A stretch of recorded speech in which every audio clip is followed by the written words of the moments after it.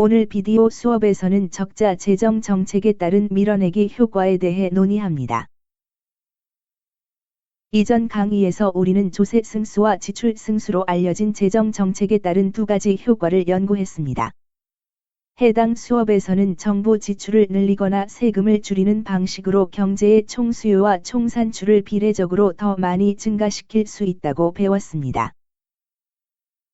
그러한 증가는 소위 승수 효과를 통해 이루어졌습니다. 조지 메이슨 대학의 경제학 교수 러셀 로버츠의 이콘 토크라는 팟캐스트의 최근 에피소드에서 캘리포니아 대학의 경제학자인 발레리 레이미는 러셀 교수에게 승수 효과에 관해 이야기했습니다. 승수 또는 승수 효과는 많은 사람들이 것이 경제학의 첫 번째 교과목에서 보았을 법한 오랜 전통의 케인스 모형에서 나온 개념입니다. 승수라는 것은 단순히 이렇게 물어보는 겁니다.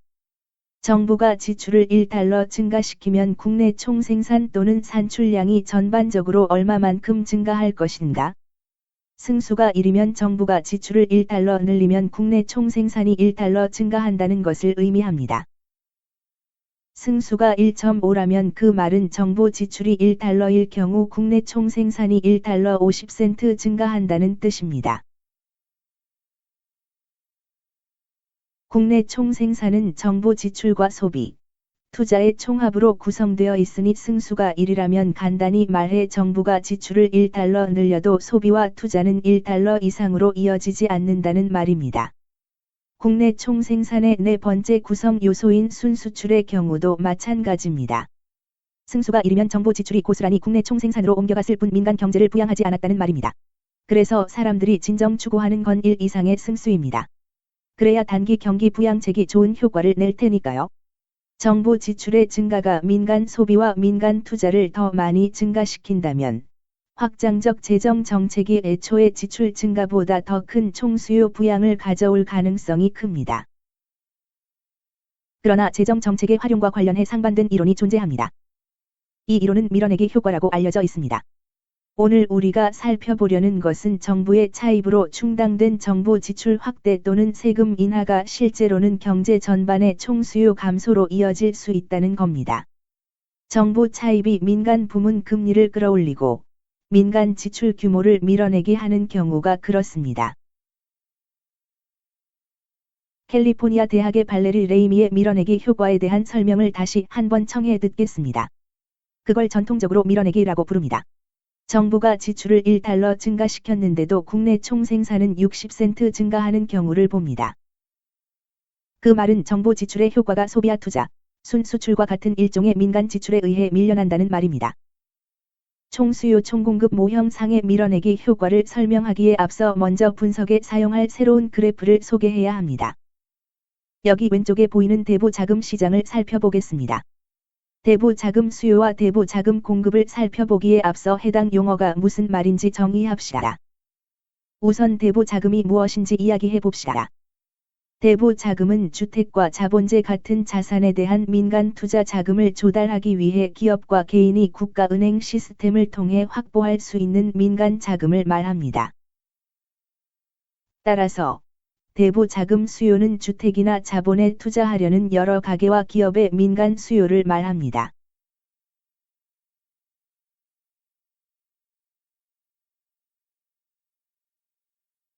경제에 대한 민간 투자는 금리 수준에 좌우됩니다. 보시다시피 저금리일 때 민간 투자를 위한 가계나 기업의 자금 수요량은 더 많아집니다. 금리 IR1에 조응하는 자금 수요량을 Q1이라고 하겠습니다. 반면 고금리일 때 민간 투자를 위한 자금 수요량은 더 줄어듭니다. 물론 이러한 현상은 가계와 기업이 특정 대출에 부과되는 이자율에 대한 시각과 관련이 있습니다.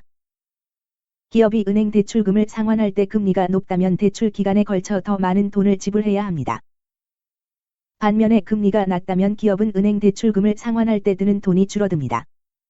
따라서 경제에서 금리와 대부 자금 수요 사이에는 역관계가 존재합니다. 대부 자금의 공급이란 민간 은행 시스템에 있는 가계 저축과 기업 저축을 말합니다.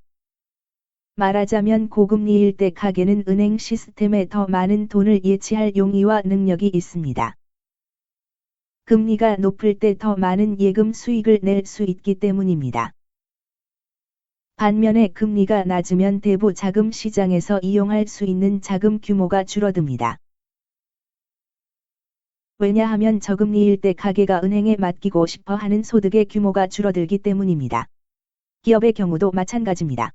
금리가 높을 때 기업들은 투자를 위해 돈을 빌리는 것을 그다지 선호하지 않으며 오히려 다른 사람들이 돈을 빌릴 수 있도록 은행에 돈을 맡기는 것을 선호합니다. 금리가 낮을 때 기업은 저렴하게 신규 자본 투자를 할 수 있으므로 기업의 대부 자금 수요가 커지지만 기업들이 대부 자금을 은행에 맡겨놓는 공급은 감소합니다. 따라서 금리와 대부 자금 공급은 양의 상관관계가 있습니다. 그것이 대부 자금 시장의 상황입니다. 우하향 수요 곡선은 주택과 자본재와 같은 민간 투자를 위한 기업의 자금 수요를 나타냅니다. 대부 자금 공급 곡선은 우상향으로 가계와 기업이 고금리일 때 돈을 저축하려는 의지를 보여줍니다. 고금리일 때 기업과 가계는 저축은 늘리고 대출은 줄이고 싶어 합니다. 저금리일 때 가계와 기업은 저축은 줄이고 대출은 늘리고 싶어 합니다. 그럼 대부 자금 시장이 재정 정책과 무슨 관계가 있습니까? 자, 지금 우리가 해야 할 질문은 이렇습니다. 정부의 재정 정책이 대부 자금 시장에 어떤 영향이 있는가? 그 질문에 대한 답변은 아마도 영향이 있다입니다. 정부가 균형 예산을 운용한다면, 다시 말해 정부가 지출하는 모든 달러의 출처가 세금이면 그 질문에 대한 답변은 상관없습니다입니다. 균형 예산이라면 정부의 재정 정책은 대부 자금 시장에 아무런 영향을 미치지 않습니다.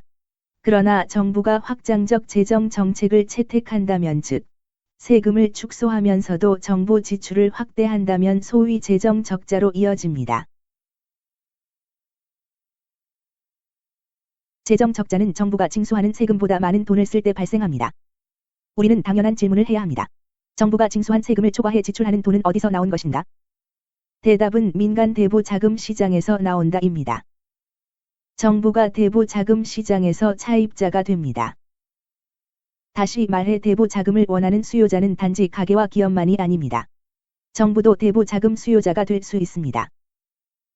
그렇게 되면 대부 자금 시장에 어떤 영향을 미칩니까? 정부가 대부 자금 시장에서 차입자가 된다면 그 나라 경제에서 대부 자금 수요가 증가하게 됩니다. 이 수요는 정부의 수요가 포함된 수요라고 표기합시다. 이는 정부가 대부 자금 시장을 통한 차입으로 정부 지출 확대를 충당했다는 말입니다. 정부가 대부 자금 시장에 들어가면 가계나 기업이 그렇듯 그 나라 민간 은행으로부터 대출받아야 합니다. 당연히 이렇게 되면 그 나라 경제의 균형 이자율을 끌어올립니다. 이제 정부가 대부 자금 시장에 들어간 이상 민간 부문에서 구할 수 있었던 희소한 대부 자금에 대한 경쟁이 더 심해집니다. 그 나라 경제 전반에 걸쳐 지출에 사용할 수 있는 자금 규모는 확대될 겁니다. 즉, 수요가 증가하고 금리가 높은 만큼 대부 자금 시장에 공급량이 확대됩니다. 가계는 경제가 그런 상황이라면 더 많은 돈을 저축하고 싶을 겁니다. 그러나 그것이 민간 지출에는 어떤 의미입니까? 주택이나 자본에 대한 가계와 기업의 투자 혹은 지출을 나타내는 대부 자금 수요는 감소합니다. 그렇습니다. 대부 자금 시장에 대한 전반적인 수요는 증가하지만 대부 자금 시장에서 정부발 수요가 차지하는 비중은 엄청나게 커집니다. 보시다시피 경제 전반의 지출이 확대되었지만 민간 경제 지출은 실제로 QE에서 QT1로 감소했습니다. 보시다시피 이렇게 전체 지출은 증가하였습니다. 하지만 그 지출에서 가장 큰 부분은 정부의 신규 지출이 차지합니다. 따라서 정부 지출 증가는 민간 지출과 민간 투자를 희생하는 대가이므로 정부 지출의 증가량은 민간 소비가 이 정도 하락하는 식으로 상쇄됩니다.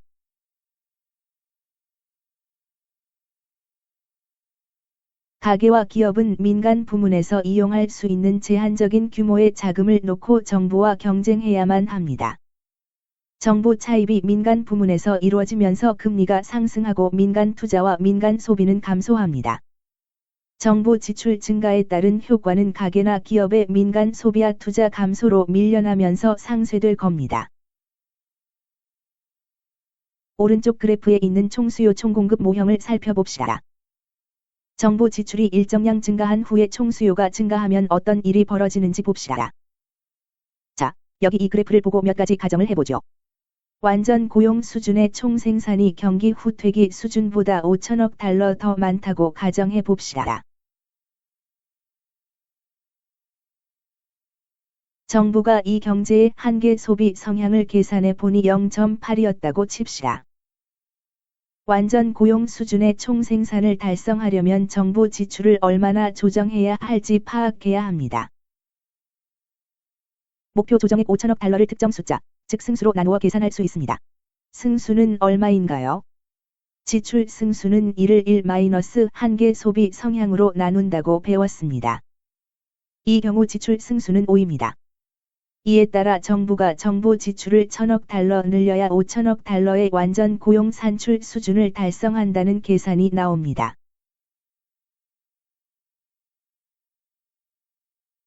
현재의 균형 총생산보다 웃도는 수준입니다. 그래서 정부는 지출을 1,000억 달러 늘립니다. 그러나 만약 승수 효과가 정부가 예측한 것보다 훨씬 작다면 어떨까요? 실제로는 1 이하라면요. 어떻게 이럴 수 있죠? 정부 차입이 민간 부문에서 이루어져 이자율이 상승하면서 민간 지출이 줄어든다면 이 그래프에서 에드에서 에드1로 이동하는 것으로 나타낸 총수요 증가율이 예상보다 훨씬 작아질 겁니다. 밀어내기 효과는 실효적으로 확장적 재정 정책의 효과를 감소시킵니다.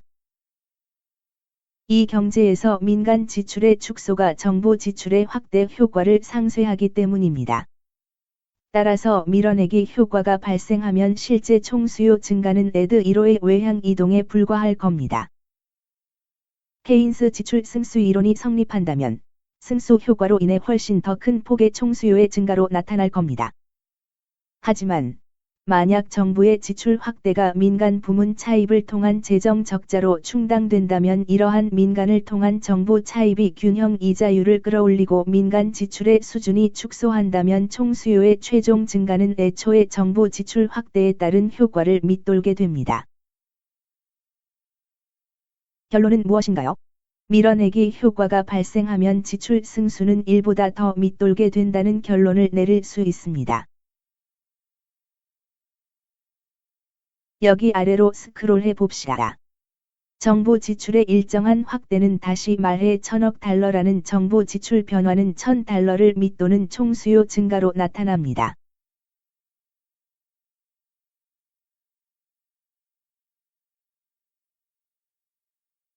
이것이 밀어내기 효과입니다. 만약 밀어내기 효과가 실제하고 정부 지출 확대로 인해 금리가 상승하고 이 경제에 대한 민간 지출 규모가 축소된다면 특정 규모의 정부 지출 확대가 실제로 총수요에 미치는 영향은 애초에 생각했던 정부 지출 증가에 따른 효과보다 작아질 겁니다. 보다시피 밀어내기 효과가 말하는 바는 확장적 재정 정책의 효과가 승수 효과에 따른 기대 효과보다 훨씬 감소한다는 겁니다. 승수 효과는 정부 지출의 증가가 민간 지출의 추가 증대를 통해 배가 된다는 말입니다. 밀어내기 효과는 그와 정반대를 말합니다. 정부 지출을 늘리면 민간 지출을 밀어낼 것이고 결과적으로 경제의 총수요와 산출을 크게 부양시키지 못할 겁니다. 이로써 밀어내기 효과에 대한 이번 강의를 마칩니다.